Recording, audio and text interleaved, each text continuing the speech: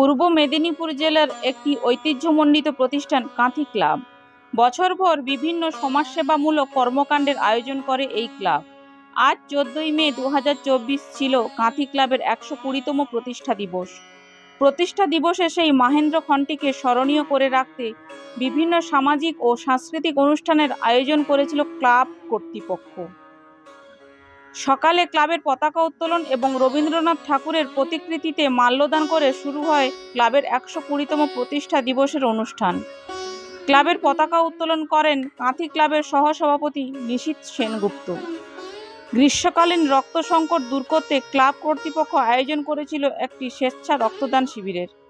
40 জন রক্তদাতার রক্ত সংগ্রহের ব্যবস্থা ছিল শিবিরে।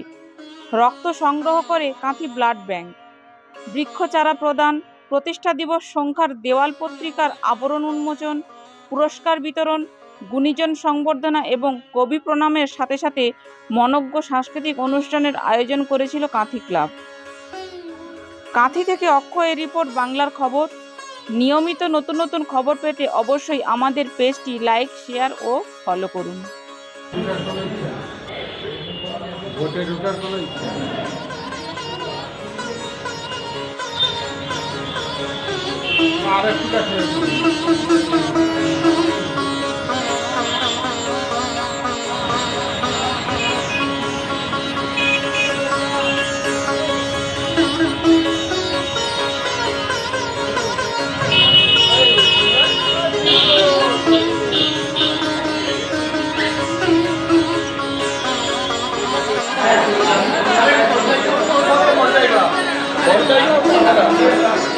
ini baik sekali.